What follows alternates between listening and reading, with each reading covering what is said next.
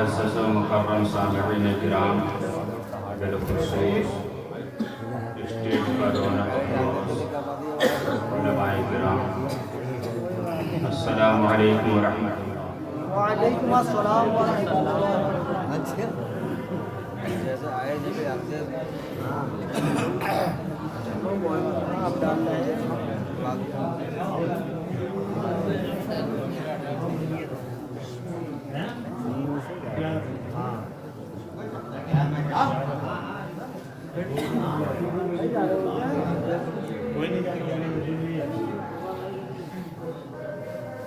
الحمد لله رب العالمين والعاقبة للمتقين والصلاة والسلام على سيد المرسلين، أما بعد فأعوذ بالله من الشيطان الرجيم، بسم الله الرحمن الرحيم، إن أولياؤه إلا المتقون، صدق الله العظيم وصدق رسوله النبي الكريم، ونحن على ذلك لمن الشاهدين والشاكرين، والحمد لله رب العالمين۔ غوث اعظم بمنے بے سر و ساما مدد، قبلہ کی مدد، کعبہ ایما مدد، بگرداب بلا افتادہ کشتی، ضعیفان و شکستہ رات و پشتی، بحق خواجہ عثمان ہارونی، مدد کن مدد کن مدد کن یا معین الدین چشتی، سرورا شاہ کلیمہ دستگیرہ اشرفا، حرمت روح پیمبر یک نظر کن سوئے ماں۔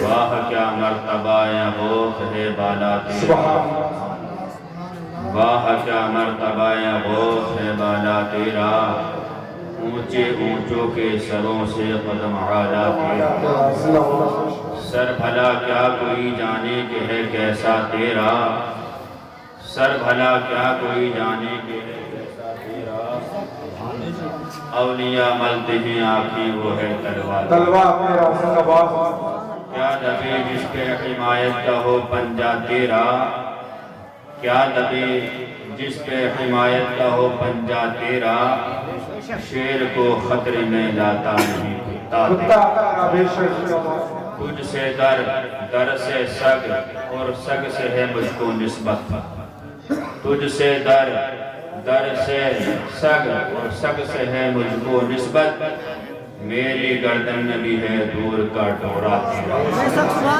اس نشانی کے جو سگ ہیں نہیں مارے جاتے، اس نشانی کے جو سگ ہیں نہیں مارے جاتے، حشر تک میرے گلے میں رہے پٹا تیرا، حشر تک میرے گلے میں رہے پٹا تیرا، تیری تک سرکار میں لاتا ہے رضا اس کو شفیع، تیری سرکار میں لاتا ہے رضا اس کو شفیع، جو میرا غوث ہے اور لاڈلا بیٹا تیرا، جو میرا غوث ہے اور لاڈلا بیٹا تیرا۔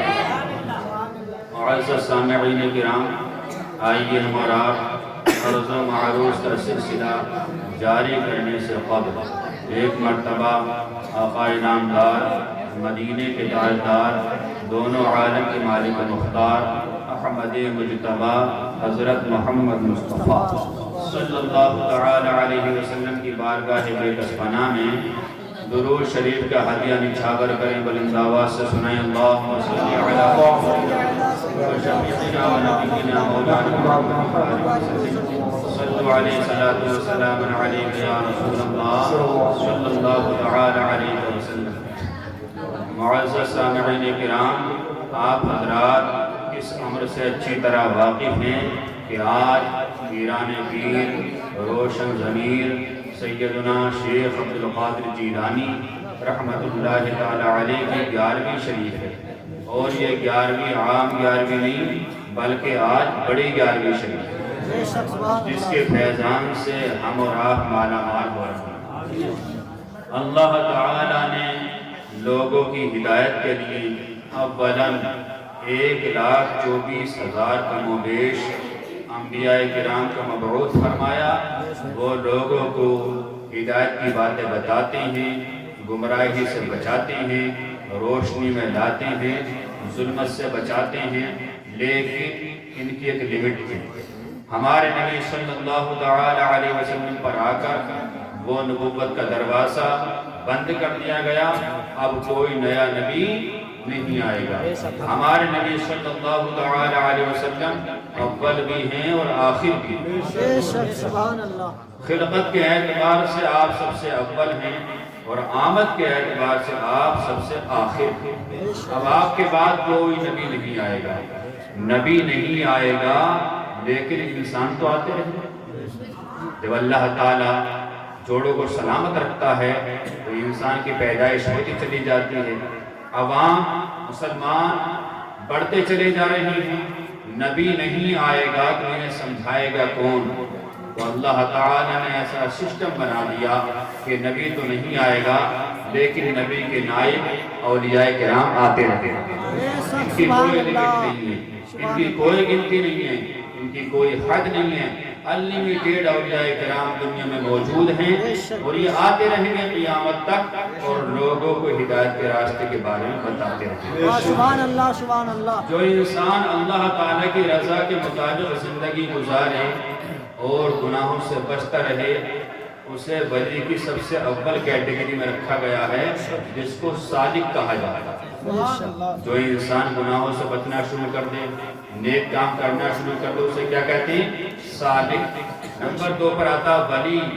ولی کہتے ہیں اس انسان کو جو اپنے اعتقاد صحیحہ کے ساتھ اچھے اعمال کرتا رہے، گناہوں سے کبائر سے بچتا رہے اور نیک اعمال بجاتا رہے۔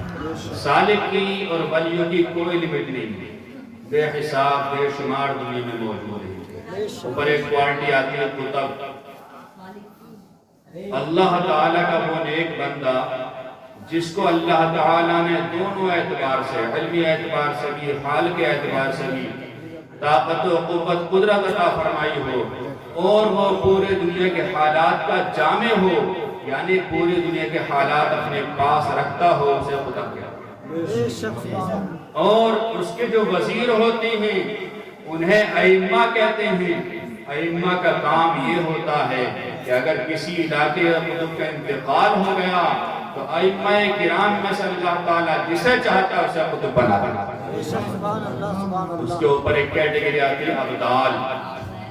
ابدال یہ اتنی بڑی کیٹیگری ہے کہ پوری دنیا میں ایک وقت میں صرف 7 ابدال ہوتے ہیں۔ کتنے؟ 7 ابدال ہوتے ہیں۔ ایک ابدال ایک دنیا کو سنبھال رہا ہوتا ہے، دوسرا دوسری دنیا کو، تیسرا تیسری دنیا کو، چوتھا چوتھی دنیا کو، پانچواں پانچویں دنیا کو، چھٹا چھٹی دنیا کو اور ساتواں ساتویں دنیا کو۔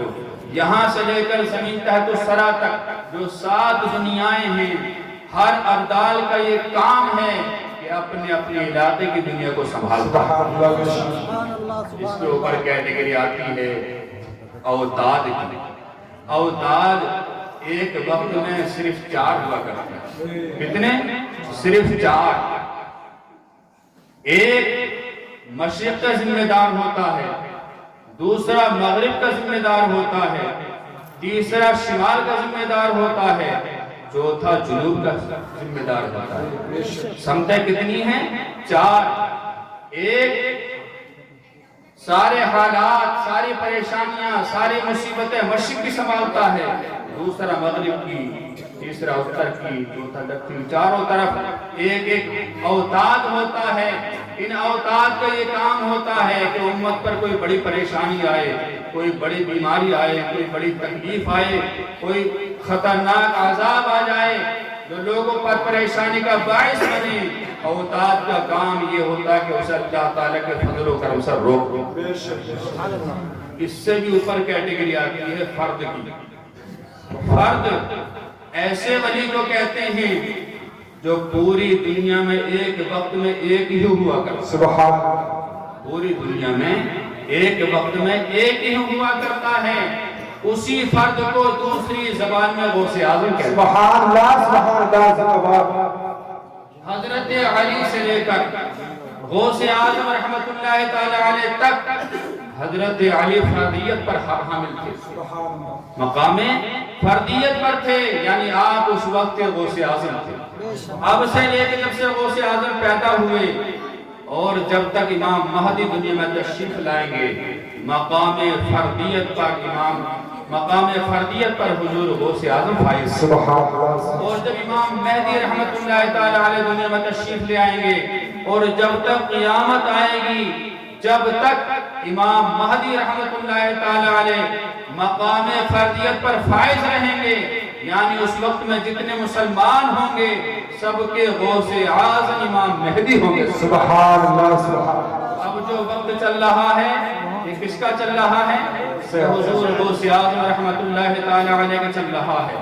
مقام سالک اپنی جگہ، مقام ولایت اپنی جگہ، مقام قطب اپنی جگہ، مقام اوتاد اپنی جگہ، مقام ابدال اپنی جگہ، سارے مقام اپنی جگہ ٹھیک ہیں، لیکن ان سب کے سردار، ان سب کے تاجدار، ان سب کے غوث ہمارے غوث اعظم شیخ عبدالقادر جیلانی رحمت اللہ تعالی علیہ۔ سبحان اللہ زندہ باد، نعرہ تکبیر، نعرہ رسالت، علماء اہل سنت، جشن غوث البراء، نعرہ تکبیر، زندہ باد۔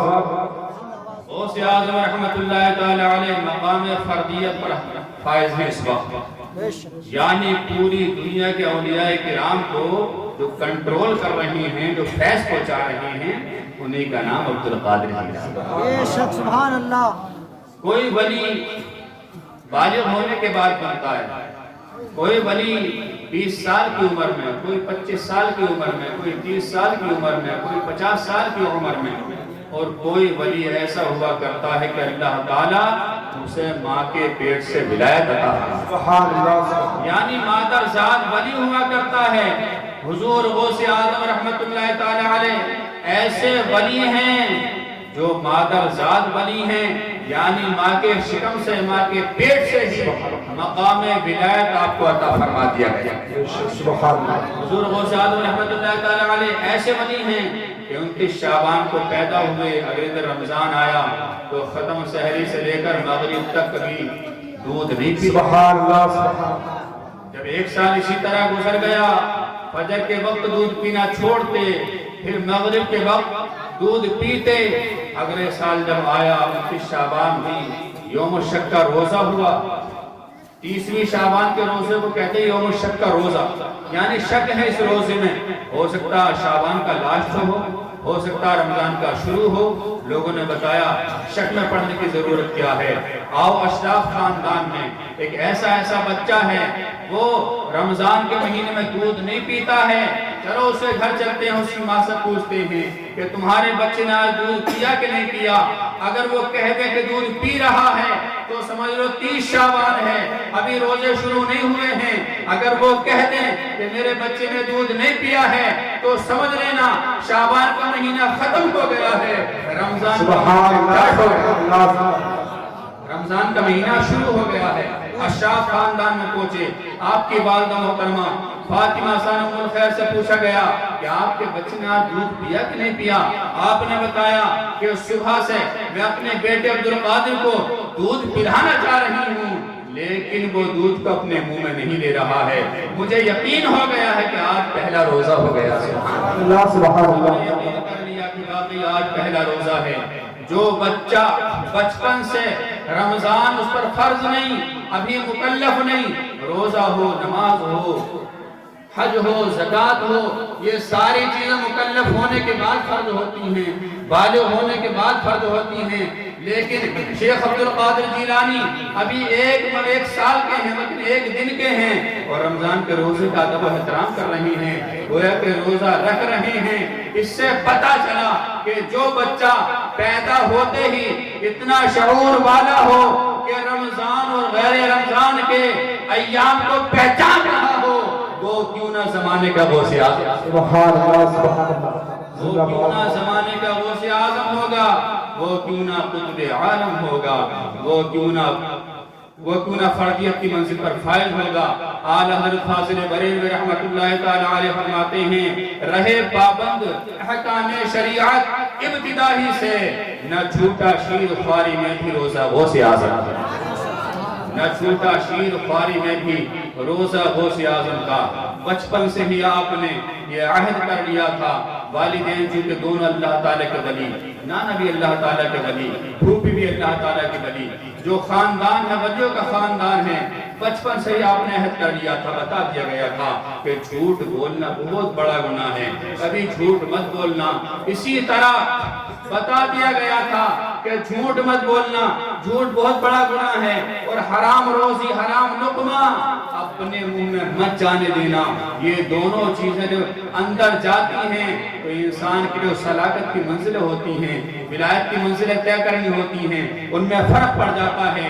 اسی لیے تو آپ کے والد صاحب نے اچانک سے اٹھا کر کھا لیا تھا تو 12 سال ان کی خدمت کی، تب جا کے اس کی معافی تلافی ہوئی۔ پتا چلا کہ اولیاء کرام نہ کسی کا کھاتے ہیں نہ کبھی جھوٹ بولتے ہیں، بچپن سے ہی ادب احترام کے حامل ہوتے ہیں۔ حضور اعلیٰ حضرت فاضل بریلوی رحمت اللہ تعالی علیہ کے بارے میں آتا ہے کہ جب آپ 5 سال کے ہوئے تو آپ نے 5 سال کی عمر میں ہی اپنے والد صاحب سے پوچھ لیا تھا کہ میرے والد صاحب یہ تو بتاؤ بغداد کس طرف، سبحان اللہ، یہ بتاؤ بغداد کس طرف ہے؟ کہا بیٹا اس طرف ہے۔ آپ نے پوچھا بیٹا تم کیوں پوچھ رہے ہو؟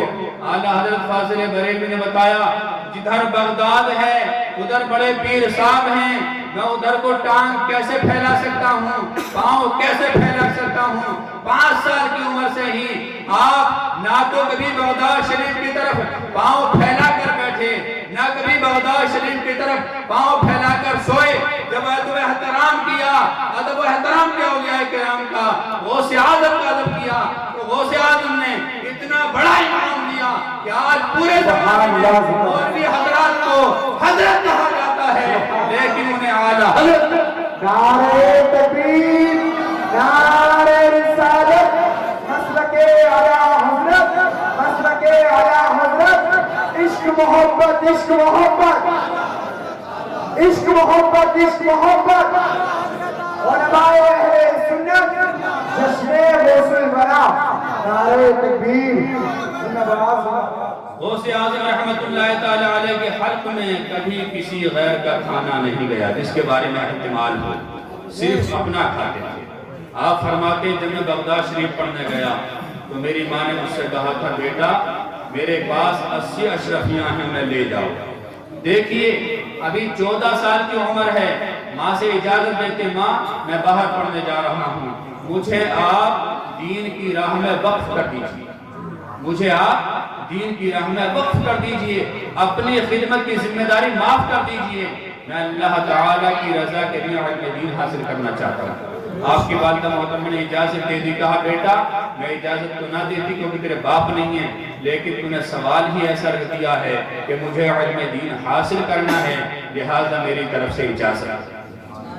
80 اشرفی کی تھیلی آپ کے ہاتھ میں دے دی گئی، کہا اسے لے جانا وہاں خرچ کر لینا، لیکن دیکھیے میرے غوث کا انصاف دیکھیے، تھیلی کو کھولتے ہیں 40 اشرفی نکال لیتے ہیں، 40 تھیلی میں رکھ کے اماں کو دے دیتے ہیں۔ بیٹا کیا کر رہے ہو؟ کہا ماں میں اپنے باپ کا اکیلا نہیں ہوں، میرا ایک بھائی ابو احمد اور ہے، یہ 80 اشرفیاں جو آپ نے اکٹھا کی ہیں اس میں آدھا میرا حق ہے آدھا میرے بھائی کا۔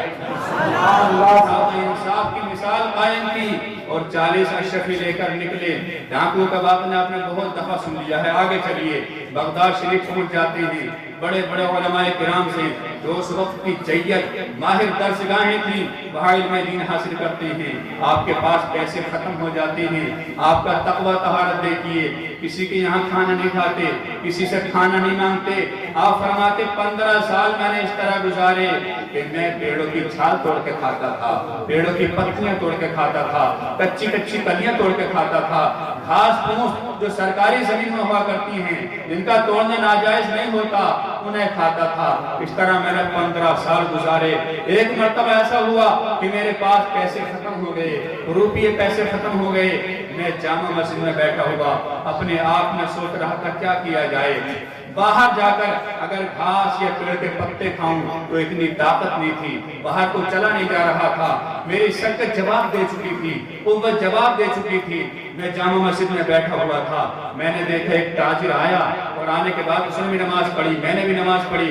اس نے نماز کے بعد کونے میں جا کر اپنی پھٹڑیاں کھولی اور کھولنے کے بعد وہ دیکھتا ہوں کیا کر رہا ہے، اس نے کھانا کھانا شروع کیا۔ اس کھانے میں بہترین گرم گرم کباب تھے اور روٹی تھی۔ میرے دل میں خیال آیا اس نے تو کھانا کھا رہا ہے، یہ تو کھانا کھا رہا ہے۔ اس کی طرف دیکھا، ظاہر سی بات ہے انسان کھانا کھاتا ہے اور سامنے کوئی دیکھ رہا تو اسے بلا لیتا تم بھی کھا لو۔ اسی طرح اس تاجر نے کہا بیٹا تم کیسے بیٹھے ہوئے ہو، آؤ میرے پاس آؤ کھانا کھا لو۔ آپ اٹھ کر آئے، اس تاجر کے پاس آ کر بیٹھ گئے۔ تاجر نے کھانا شروع نہیں کیا تھا لیکن اس نے اپنی سٹوری بتانی شروع کر دی۔ بیٹا آپ کا نام کیا ہے، آپ کیا کرتی ہیں؟ کہا آپ بتائیے آپ کیا کرتے ہیں، کہاں سے آئے ہیں، مسجد میں بیٹھ کے کھانا کیوں کھا رہی ہیں؟ کہا میں جیلان کا رہنے والا ہوں، وہاں سے آیا ہوں، میں یہاں آتا رہتا ہوں تجارت کے لیے، لیکن اس بار تجارت میں اتنا نقصان ہوا کہ کوئی روپیہ بچا ہی نہیں۔ ایک بوڑھی عورت ہمارے یہاں رہتی ہے اشراف خاندان میں، فاطمہ ثانی ام الخیر اس کا نام ہے۔ اس نے مجھے کچھ پیسے دیے تھے کہ میرا بیٹا بغداد میں پڑھ رہا ہے، عبد القادر نام ہے، اگر تمہیں کہیں مل جائے تو یہ پیسے اسے دے دینا، وہ خرچ کر کے پڑھائی پوری کر لے گا، پڑھائی مکمل کر لے گا۔ اے بیٹا میرے پاس پیسے تو ختم ہو گئے تھے، میرا تو اتنا نقصان ہوا کہ تجارت میں کوئی فائدہ نہ ہوا، سارے پیسے ختم ہو گئے۔ اب میں نے اس لڑکے کے پیسے جو اس کی ماں نے دیے تھے اس میں سے کچھ روپے نکال کر کھانا خریدا ہے، میں یہ کھانا کھا رہا ہوں، تم پڑھ رہے ہو مدرسے میں، تم یہ بتاؤ کیا یہ کھانا میرے لیے جائز ہے؟ کیا یہ کھانا میرے لیے جائز ہے یا ناجائز؟ جو کہ میں نے اس سے اجازت نہیں لی ہے۔ شیخ عبد القادر جیلانی جو جوانی کا عالم تھا کہتے ہیں آپ کے لیے جائز ہے، آپ کھا سکتے ہیں۔ سبحان اس نے اللہ۔ کہا جب کھا سکتے ہیں تو بیڑا پار ہو گیا میرا بھی۔ اس نے کباب روٹی اٹھایا، عبد القادر جیلانی رحمت اللہ تعالیٰ علیہ کو کباب دیا، روٹی دی، دونوں نے مل کر کھایا، پانی پیا۔ جب پیٹ میں جان آئی تو عقل نے اور زیادہ کام کیا۔ تاجر نے کہا بیٹا تم مدرسے میں پڑھ رہے ہو اور تم نے کہہ دیا کہ کھانا کھانا جائز ہے، کس طرح جائز ہو سکتا ہے؟ پرایا پیسہ ہے، امانت ہے، امانت میں خیانت کرنا یہ تو ناجائز ہوا کرتا ہے، تم نے جائز کیسے بتا دیا؟ کیا تمہارے پاس کوئی فتویٰ ہے؟ کیا تمہارے پاس کوئی حوالہ ہے؟ کیا تم مجھے کوئی کتاب دکھا سکتے ہو کہ یہ کھانا میرے لیے جائز ہے؟ یہ تو ناجائز کھانا تھا، آپ نے مجھے کیسے کھلا دیا؟ آپ کیسے پڑھ رہی ہیں؟ آپ کہاں پڑھ رہی ہیں؟ آپ کی یہ کیسی عقل ہے، کیسا علم ہے؟ حضور غوث اعظم رحمت اللہ تعالیٰ علیہ کو وہ پہچان نہ پایا تھا، اس نے طرح طرح کی باتیں کرنے لگا۔ حضور غوث اعظم رحمت اللہ تعالیٰ علیہ نے فرمایا تمہارے لیے کھانا یہ جائز تھا، کہا کیسے؟ کہا ایسے کہ جس کے پیسے ہوں اس کے پیسوں سے کھانا خریدا جائے اور کھانے سے پہلے اجازت لے لی جائے تو کھانا جائز ہو جاتا ہے۔ کہا میں نے تو اجازت لی ہی نہیں، میرے لیے کھانا جائز کیسے ہو گیا؟ کہا اجازت تم نے لے لی ہے۔ کہا کیسے؟ کہا جو لڑکا جو نوجوان تمہارے ساتھ کھانا کھا رہا ہے وہ کوئی اور انسان نہیں ہے، وہی عبد القادر تھا۔ سبحان اللہ۔ نعرہ تکبیر، نعرہ رسالت، مسلک اعلی حضرت، جشن غوث الورا، جشن غوث الورا زندہ باد۔ جو لڑکا تمہارے ساتھ کھانا کھا رہا یعنی میں خود عبد القادر ہوں، اور جس بڑھیا نے تمہیں پیسے دیے اس کے خرچ کے لیے، پڑھائی پوری کرنے کے لیے، پڑھائی مکمل کرنے کے لیے، وہ میری والدہ محترمہ فاطمہ ام الخیر ہیں۔ اس تاجر کے دل میں دل آئی کہ میں نے حلال کھانا کھایا، اور غوث اعظم رحمت اللہ تعالیٰ علیہ کے دل میں دل آیا کہ میں نے بھی حلال کھانا اپنا ہی کھایا ہے۔ سبحان اللہ، کسی کے کھانے پر میری نظر نہیں گئی۔ انسان جب کسی کی روزی کھاتا ہے اس کے بارے میں احتمال ہو کہ پتہ نہیں حرام ہے یا حلال سے کاروبار کیا ہے، تو اگر وہ راہ سلوک طے کر رہا ہو، ولایت کی منزلہ طے کر رہا ہو تو اس کا مرتبہ گھٹا دیا جاتا ہے، ولایت سے پیچھے ہٹا دیا جاتا ہے۔ اس لیے شیخ عبد القادر جیلانی کئی مرتبہ تو ایسا ہوتا کہ آپ کہہ دیتے کہ آج میں کھانا کھاؤں گا ہی نہیں جب تک اللہ تعالیٰ مجھے کھانا نہیں کھلائے گا۔ آپ نے ایک مرتبہ ایسی قسم کھائی کہ میں کھانا نہیں کھاؤں گا جب تک اللہ تعالیٰ نہیں کھلائے گا. بھوکے ہیں, جنگلوں میں ضرب مار کے پھر رہے ہیں, اللہ اللہ کا ذکر کر رہے ہیں. ایک دن گزر گیا, 2 دن گزر گیا, 3 دن گزر گیا, 1 ہفتہ ہو گیا. کہا جب تک کھانا کھاؤں گا نہیں جب تک اللہ تعالیٰ نہیں کھلائے گا. وہاں کے مشہور بزرگ آپ کے پیر و مرشد مبارک ابو سعید مبارک مخزومی رحمۃ اللہ تعالیٰ علیہ ایک طباق لے کر آتے ہیں. طباق ڈھکا ہوا ہے. شیخ عبد القادر جیلانی جنگل میں اللہ اللہ کر رہے ہیں. ان کے سامنے طباق رکھ دیتے ہیں. کہا بیٹا کھانا کھا لو. کہا میں نہیں کھاؤں گا جب تک اللہ تعالیٰ مجھے نہیں کھلائے گا. کہا بیٹا دسترخوان اگھار کر کے دیکھو, کپڑا ہٹا کر کے دیکھو. آپ نے کپڑا ہٹا کر دیکھا تو اس میں عجیب و غریب نعمتیں تھیں. کہا اے ابو سعید مخزومی بتاؤ یہ کھانا کہاں سے آیا ہے, کیا تم اپنے گھر سے لائے ہو؟ کہا نہیں, تم نے جو قسم کھائی تھی اللہ تعالیٰ نے تمہاری قسم کو پورا کر دیا. سبحان اللہ. قسمیں دے دے کے کھلاتا ہے پلاتا ہے تمہیں. پیارا اللہ تیرا چاہنے والا. سبحان اللہ. حضور غوث اعظم رحمۃ اللہ تعالیٰ علیہ کی یہ شان ہے, سچی زبان, حلال روزی. تبھی اللہ تعالیٰ نے یہ مرتبہ کا فرمایا کہ مردوں کو زندہ فرماتے, زندوں کو مردہ فرماتے تھے. اشارہ کر دیا, کام ہو گیا. یہاں تک فضیلت کتابوں میں آئی ہے کہ آپ رحمت اللہ تعالیٰ علیہ کو ابو سعید مبارک مخزومی رحمت اللہ تعالیٰ علیہ نے جس مدرسے کو حوالے کیا تھا کہ آج کے بعد یہ مدرسہ آپ چلانا, جو مدرسہ آپ چلاتے تھے اس مدرسے کی یہ شان ہے کہ کوئی بغداد میں بیمار ہو جاتا, کسی کوئی پریشانی ہوتی, کوئی تکلیف ہوتی تو حضور غوث اعظم رحمت اللہ تعالیٰ علیہ کے پاس آتا. حضور میرے پیٹ میں درد ہو رہا, میرے سر میں درد ہو رہا, مجھے یہ پریشانی, مجھے یہ بیماری ہے. حضور غوث اعظم رحمت اللہ تعالیٰ علیہ کی نسبت دیکھیے, آپ فرماتے ہیں دوا کی کیا ضرورت ہے, میرے مدرسے کے صحن میں جاؤ, گھاس توڑو اور کھا لو, اللہ تعالیٰ تمہیں شفا دے.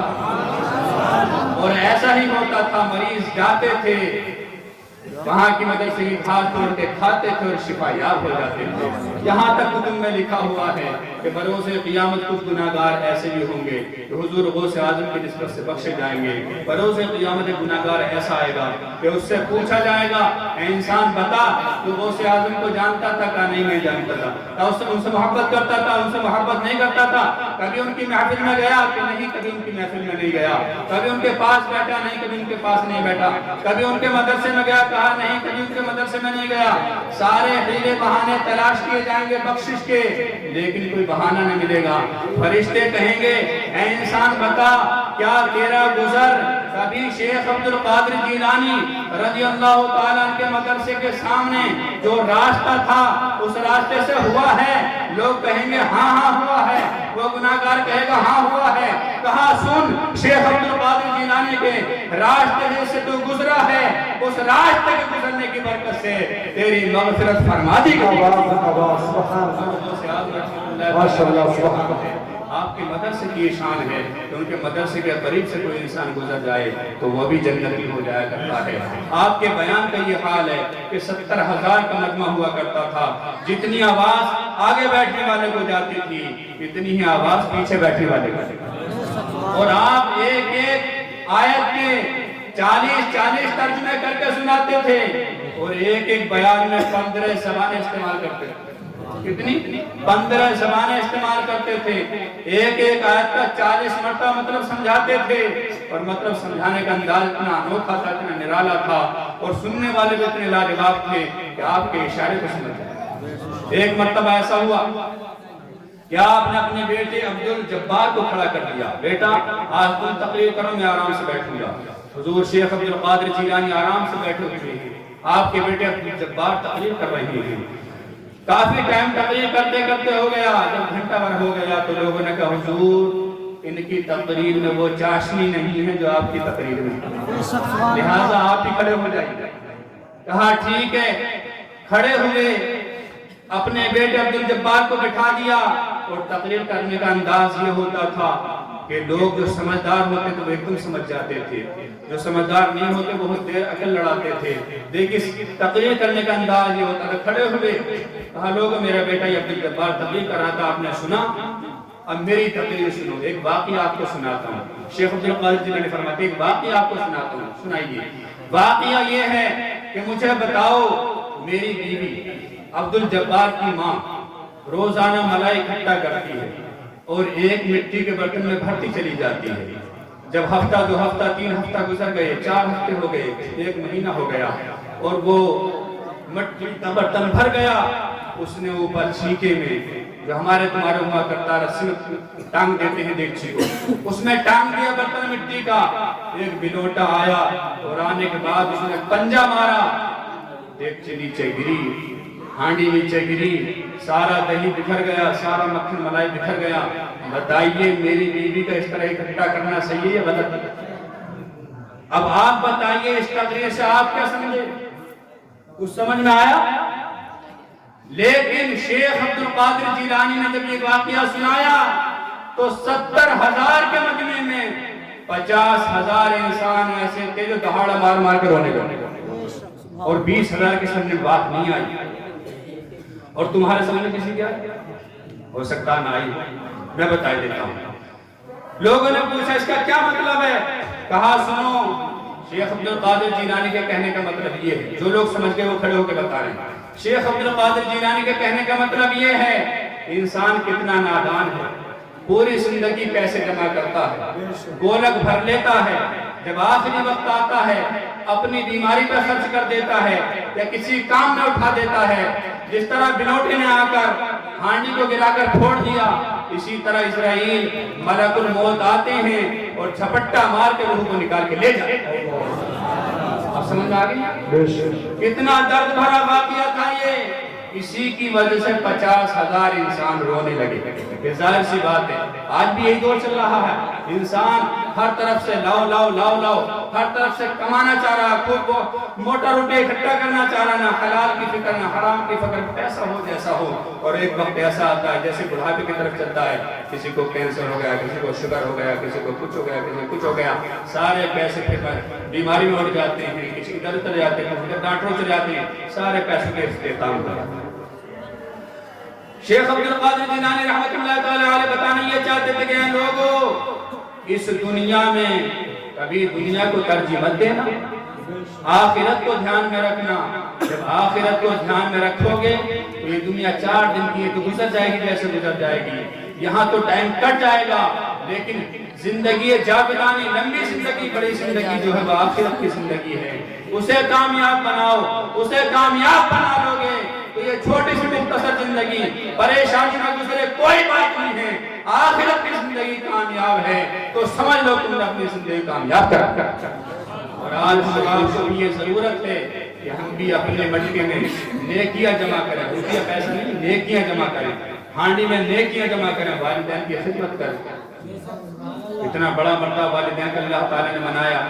دیکھیں شیخ عبدالقادر جیلانی نے اپنی ماں کا کہنے کا مانا تھا کہ چھوڑوں سے صاف کہہ دیا بیٹا تمہارے پاس کیا؟ کہا میرے پاس 40 اشرفیاں، سچ بول دیا. تو والدین کی خدمت کرو، سچ بولو، جہاں تک ہو سکے ان کا ادب احترام کرو. خدا کے بعد والدین ہی وہ چیز ہیں، وہ وسیلہ ہیں جن کی وجہ سے ہمیں یہ دنیا نصیب ہوئی. ہمیں اللہ کے نبی صلی اللہ تعالی علیہ وسلم کی نبوت امت میں آنا نصیب ہوا ہے، ہمیں مسجدوں میں رہنا نصیب ہوا ہے، تلاوت کلام اللہ کرنا نصیب ہوا ہے، جلسے سننا نصیب ہوا ہے، نعت خانے سننا نصیب ہوا ہے. یہ سارے سعادت کے کام جو ہیں ان میں سب سے اہم کردار ہمارے والدین ہیں. اور اس سے بڑی بات کیا ہو سکتی ہے کہ اللہ تعالیٰ نے جہاں بھی اپنا حکم دیا اطاعت کا، وہیں والدین کی خدمت کا حکم دیا. انشکرونی ولیوالدیک، میرا شکریہ ادا کرو اور والدین کا شکریہ ادا کرو. جو کام اللہ تعالیٰ اپنے ساتھ ملا رہا ہے اور جس کی خدمت کا حکم دے رہا ہے، بتائیے اس ذات کا کتنا بڑا مقام ہے. اور جیسے یہ مسجد ہے، میں نے پچھلے سال بھی آپ سے کہا تھا بھائی کوشش کرو اسے آگے بڑھاؤ، لینٹر ڈالو اس کا، لیکن شاید کچھ آپ نے ڈھیل بڑھ دی اور سال یوں ہی نکل گیا. مسجد بنانا کوئی عام کام نہیں، بہت بڑا کام ہے. میں بتاؤں کتنا بڑا کام ہے. حضرت ابراہیم علیہ السلام کو آپ جانتے ہیں، حضرت اسماعیل علیہ السلام کو آپ جانتے ہیں. ابراہیم خلیل اللہ، اللہ تعالیٰ کے گہرے دوست. اسماعیل ذبیح اللہ ہیں، اللہ تعالیٰ کے ذبح ہونے کی نشانی. یہ دونوں ایسی شخصیت ہیں جو ہمارے نبی صلی اللہ تعالیٰ علیہ وسلم نبیوں کے سردار ہیں، ان کے بھی جد امجد. ان کے بھی دادا پردادا ہیں، یہ بھی مسجد کو تعمیر کر رہے ہیں۔ سبحان اللہ۔ جب کعبہ شریف کی تعمیر ہوئی تو حضرت اسماعیل علیہ السلام اپنے نبوت والے ہاتھوں سے پتھر اٹھا کے دے رہے ہیں، اور ابراہیم خلیل اللہ نبوت والے ہاتھوں سے اٹھا کر دیوار پر۔ سبحان اللہ سبحان اللہ۔ تو پتھر اٹھانا، مسجد تک لے جانا، یہ بھی نبی کی سنت، بے شک اور دیوار پہ لگا دینا یہ بھی نبی کی سنت۔ اور جس جگہ کھڑے ہو کر مسجد بنا رہے تھے، جسے ہم اور آپ مقام ابراہیم کہتے ہیں، اس کا اتنا بڑا مرتبہ ہے، اتنا بڑا مرتبہ ہے کہ آج کوئی حاجی یا عمرہ کرنے والا کعبہ شریف میں جاتا ہے تو مقام ابراہیم کے ارد گرد 2 رکعت نماز پڑھ لیتا ہے تو اپنے آپ کو بڑا نصیبے والا شمار کرتا ہے، اور ہے بھی نصیبے والا جو اس پتھر کے بعد 2 رکعت نماز پڑھ لے، اللہ تعالیٰ سے بے حساب نیکی عطا فرماتا ہے۔ آپ اندازہ لگاؤ، جس پتھر پر کھڑے ہو کر مسجد حرام کی تعمیر کی گئی، اس کا یہ مرتبہ ہے کہ ہم اور آپ اسے دیکھنے کو ترس رہی ہیں، اس کے پاس کھڑے ہو کر 2 گانا پڑھنے کو ترس رہی ہیں، جس پر کھڑے ہو کر مسجد بنی جائے، اس مقام ابراہیم کا یہ مرتبہ ہے۔ تو جو مسجد بنائی گئی اس مسجد کا مرتبہ کیا؟ اس پر کھڑے ہو کر بنائی گئی، اس کا یہ مقام ہے، تو مسجد کا مقام کیا ہوگا؟ تو ہمیں چاہیے کہ مسجد بنانے میں حصہ لیں اور زیادہ سے زیادہ خرچ کریں۔ اس میں جو انسان خرچ کرتا ہے اللہ تعالیٰ اس کا گھر جنت میں بنا دیتا ہے۔ بے شک سبحان یہ اللہ۔ حدیث پاک ترمذی میں بھی ہے، ترمذی شریف میں، اور صحیح مسلم میں بھی ہے، من بنا مسجدا بنا اللہ تعالی بیتا فی الجنہ، جو انسان دنیا میں مسجد بناتا ہے اللہ تعالی اس کے لیے جنت میں محل تیار کرتا ہے۔ سبحان اللہ۔ اب آپ سوچ رہے ہوں کہ مسجد تو بہت بڑی ہوتی ہے، 10 اور 20 لاکھ کا خرچہ ہے، ہم کہاں سے دیں گے؟ تو اس کے لیے اگلی حدیث شریف میں ہمارے نبی صلی اللہ علیہ وسلم نے آسانی فرمائی، فرماتے من بنا مسجدا بنا اللہ تعالی بیتا فی الجنہ صغیرا او کبیرا، اللہ تعالیٰ اس بندے کے لیے جنت میں محل بناتا ہے۔ جو انسان مسجد بناتا ہے صغیرا او کبیرا، چاہے مسجد بڑی بنائی جائے چاہے مسجد چھوٹی بنائی جائے۔ آپ بھی سوچ رہے ہوں گے چھوٹی بھی کم نہیں بنے گی، تو ہمارے نبی صلی اللہ علیہ وسلم نے بالکل آسانی فرما دی، کہا اللہ تعالیٰ بروز قیامت جنت میں اس انسان کے لیے محل بنائے گا جو دنیا میں چیل کے گھونسلے کے برابر مسجد بنائے گا۔ سبحان اللہ۔ چیل کا گھونسلہ کتنا بڑا ہوتا ہے؟ 1x1 چھوٹا سا ہوتا ہے۔ 1x1 میں کتنا خرچ آئے گا؟ 1x1 کے لینٹر میں کتنا خرچ آئے گا؟ اتنا تھوڑا آئے گا کہ ایک انسان بآسانی ادا کر سکتا ہے۔ بے شک سبحان اور اللہ۔ آپ سوچ رہے ہوں گے یار جنت میں محل کیسے بن سکتا ہے؟ 10-12 اینٹیں یہاں دے دیں، 1 آدھ کٹا سیمنٹ کا دے دیں تو کیسے بن سکتا؟ ہو سکتا ہے کسی کے دل میں توہم رہ گیا ہو، وہم آ رہا ہو کہ یار ایسا تو نہیں ہے۔ تو آئیے اس کی حقیقت جاننے کے لیے، اس کو دل و دماغ میں بٹھانے کے لیے ہم چلتے ہیں حضور غوث اعظم رحمۃ اللہ تعالی علیہ کے زمانے سے قبل ایک خلیفہ گزرے ہیں بغداد کے، جن کا نام ہارون رشید ہے۔ کیا نام ہے؟ ہارون رشید۔ انہوں نے خواب میں دیکھا، علماء کرام سے سنا کہ جو انسان دنیا میں مسجد بنائے گا اللہ تعالیٰ جنت میں اس کے لیے محل بنائے گا۔ بے شک تو انہوں نے سن رکھا تھا، انہوں نے اعلان کر دیا بادشاہ کہ ہم ایک مسجد بنانے جا رہے ہیں اور اس مسجد کو ہم اکیلے بنائیں گے، اس میں کوئی بھی انسان چندہ نہیں دے گا، صرف اکیلا ہم بنائیں گے۔ آخر مسجد کی جگہ تلاش لی گئی، بادشاہ نے نشان لگا دیے کہ یہاں مسجد بنے گی، سارے انجینئر اکٹھے کر لیے گئے، سارے کاریگر اکٹھے کر لیے گئے، مزدور اکٹھے کر لیے گئے، جو میٹیریل تھا سیمنٹ ہو یا اینٹیں ہوں یا سریا سب اکٹھا کر لیا گیا، دے دیا گیا انجینئر کو۔ اس جگہ بہت ہی شاندار مسجد بنانی ہے، خلیفہ ہارون رشید کا یہ کہنا ہے کہ یہاں بہت شاندار مسجد ہونی چاہیے۔ ان کے دل میں خیال آیا ہے کہ اگر محل بناؤں گا تو محل تو یہیں رہ جائے گا، اگر میں مسجد بناؤں گا تو قیامت تک کے لیے صدقہ جاریہ ہوگا، قیامت تک کے لیے صدقہ جاریہ ہو جائے گی۔ آپ نے اعلان کر دیا۔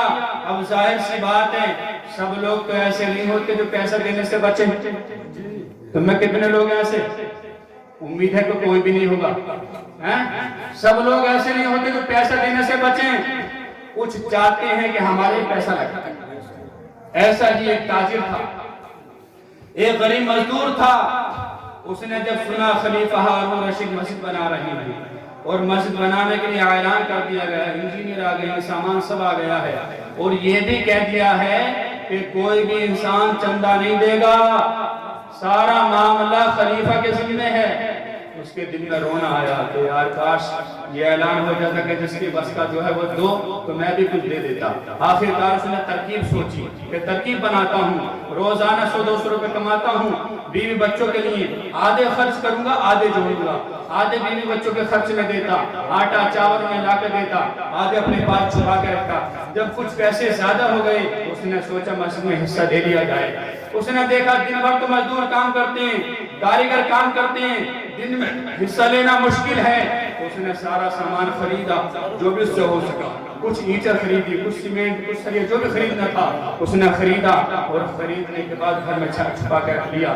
جیسے رات ہوئی، رات کی تاریکی چھا گئی، سب لوگ مہدے آرام ہو گئے، بستر پر جا کر لیٹ گئے، سو گئے، تو چپکے سے اٹھا اور سارا سامان لیا، اور سارا سامان لے جانے کے بعد جہاں مسجد بن رہی تھی، جہاں میٹیریل پڑا ہوا تھا، سارے میٹیریل ملا دیا۔ سبحان اللہ بولو، سارے میٹیریل ملا دیا تاکہ خلیفہ کو پہچان نہ ہو پائے کون سی چیز کہاں سے آئی، اسے ایسا ہی محسوس ہو کہ میرا ہی سامان پڑا ہوا ہے۔ اب جیسے ہی اگلی رات ہوئی، خلیفہ ہارون رشید سوئے، پورا علاقہ سویا، تو کیا دیکھتے ہیں، جیسے ہی ظاہری آنکھیں بند ہوئی اللہ تعالی نے دل کی آنکھوں کو کھول دیا۔ سبحان اللہ، کیا دیکھتے ہیں خواب کے عالم میں کہ وہ جنت میں پہنچ گئے۔ سبحان اللہ، اور جنت میں دو بڑے عالی شان محل بنے ہوئے ہیں، بڑے شاندار لاجواب محل بنے ہوئے ہیں، یاقوت و زبرجد کے محل بنے ہوئے ہیں۔ آپ نے جب سر اٹھا کر دیکھا تو ایک محل پہ لکھا ہوا تھا ہارون رشید۔ کیا لکھا ہوا تھا؟ ہارون رشید۔ پھر دوسرے والے کو دیکھا تو اس پہ لکھا ہوا تھا عبداللہ، جو ان کا رعایا تھا، ان کا خادم تھا، گاؤں کا رہنے والا، وہیں کا رہنے والا۔ دل میں خیال آیا یہ کون ہے، یہ تو ہمارے علاقے کا لگ رہا ہے۔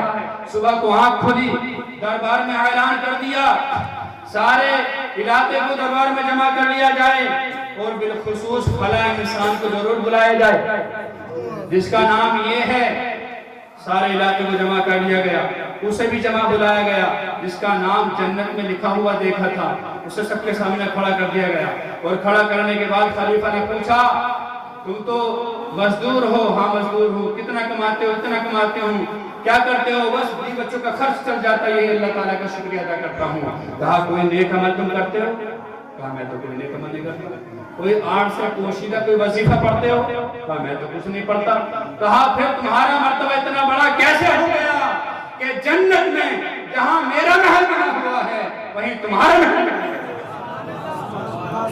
کہا بادشاہ سلامت، میں بات کو چھپانا چاہتا تھا لیکن بات اب آئی گئی تو بتانی پڑے گی۔ کہا بتاؤ کیا ایسا عمل ہے؟ کہا میرا ایسا کوئی عمل نہیں، میں نے سنا تھا آپ ایک مسجد بنانا چاہ رہے ہیں اور آپ نے یہ اعلان کر دیا ہے کہ ہم کسی سے چندہ نہیں لیں گے۔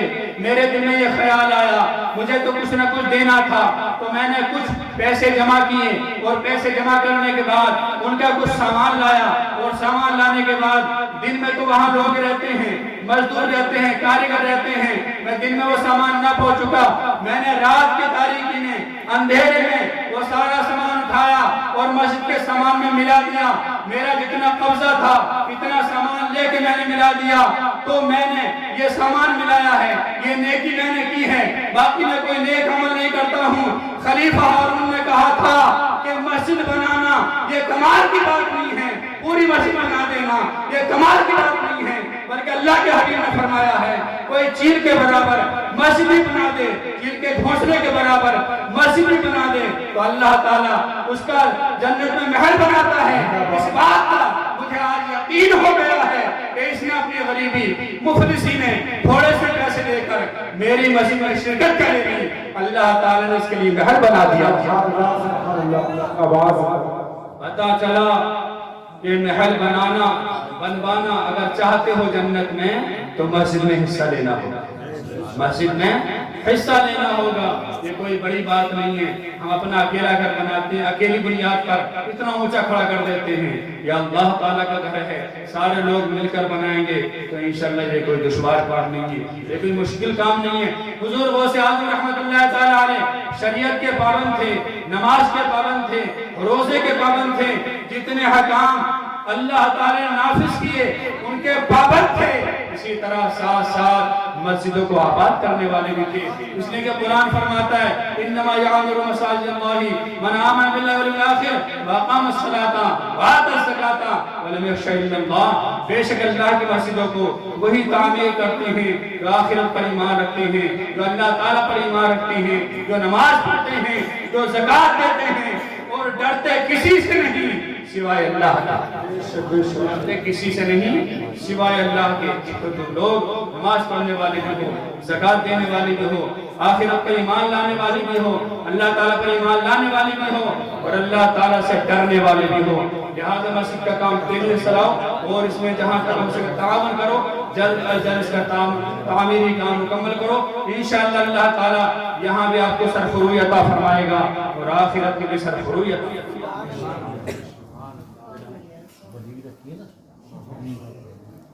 معزز سامعین کرام, اللہ تعالیٰ سے دعا ہے کہ بولنے کی خطا ہو گئی ہو اللہ تعالیٰ معاف فرمائے. ہم سبوں کو کہنے سننے سے زیادہ عمل کی توفیق عطا فرمائے. اولیاء کرام سے اسی طرح سچی پکی عقیدت و محبت رکھنے کی توفیق عطا فرمائے. السلام علیکم ورحمۃ اللہ وما علینا الا البلاغ المبین.